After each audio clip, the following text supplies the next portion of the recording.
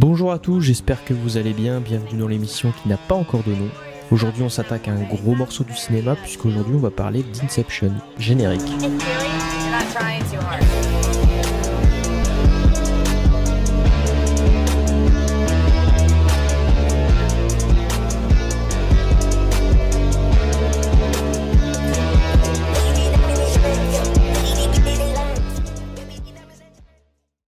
Alors Inception aka Batman, ça on va en reparler plus tard, est un film réalisé par Christopher Nolan, sorti en 2010, qui parle de rêve. Le film s'est classé 3ème des meilleurs films de tous les temps sur IMDb. IMDb qui veut dire Internet Movie Database. Alors petit résumé du film avant le début de l'émission qui n'a toujours pas de nom. Cobb est un voleur expérimenté dans l'art de l'extraction. Sa spécialité consiste à s'approprier les secrets les plus précieux d'un individu dans son subconscient pendant qu'il rêve. Cobb est aussi devenu un fugitif traqué dans le monde entier, qui a perdu tout ce qu'il avait et tout ce qui était le plus cher. Mais grâce à une mission très périlleuse, il pourrait retrouver tout ce qu'il a perdu. Bon, on va commencer par du soft, tranquillou. Le style labyrinthe de Inception ressemble étrangement au logo de la société du CN, Synefocopy. Je sais pas comment ça se prononce. Synecopy. Bon, Synecopy. Le nom des personnages font les initiales Dreams sur un film qui parle de rêve quand même. Il y a Dom, Robert, Helms, je sais pas le dire, Arthur, Mal, Sato. Et voilà. Alors, le film a été tourné. Alors, c'est parti.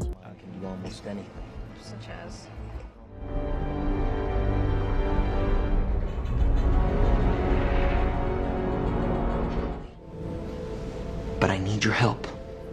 You're here to corrupt one of my brightest and best. You know what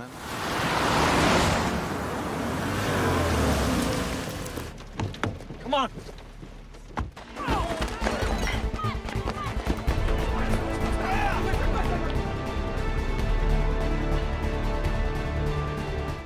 Ames!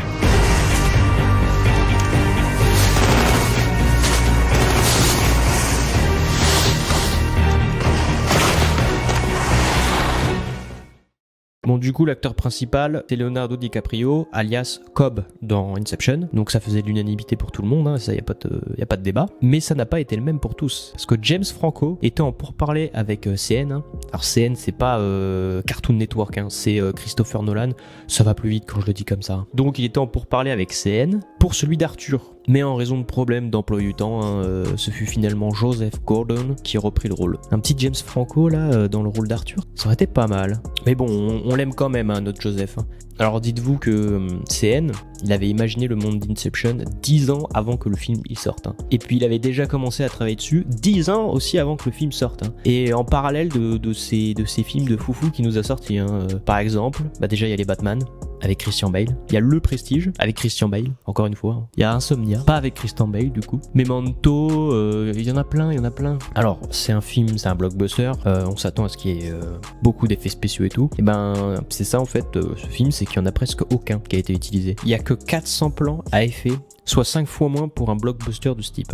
C'est... Le mec est chaud. Le nom du personnage Cobb, interprété par Leonardo, c'est le même que le personnage principal du premier long métrage de CN en 1999, Le Suiveur, ou Following pour les bilingues. Ça c'est une anecdote, c'est pas sur la réalisation du film, mais plus sur le film en lui-même. À la fin du film, bon alors la spoiler, mais bon si vous l'avez toujours pas vu, je vous rappelle que le film est sorti en 2010.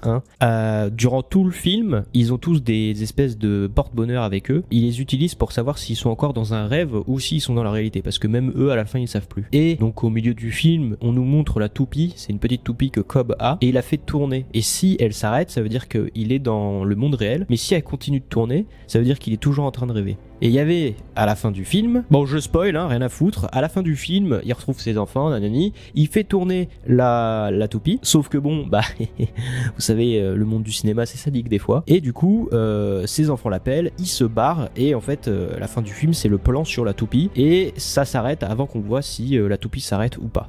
Donc, il y a eu une théorie dessus. Il y avait un fan qui a remarqué que lorsque Cobb rêve, il porte son alliance. Et contrairement à quand il est dans la vie réelle, il ne la porte jamais. Et en fait, à la fin du film, Cobb ne porte aucune alliance. Ça voudrait dire qu'il est bel et bien dans la réalité.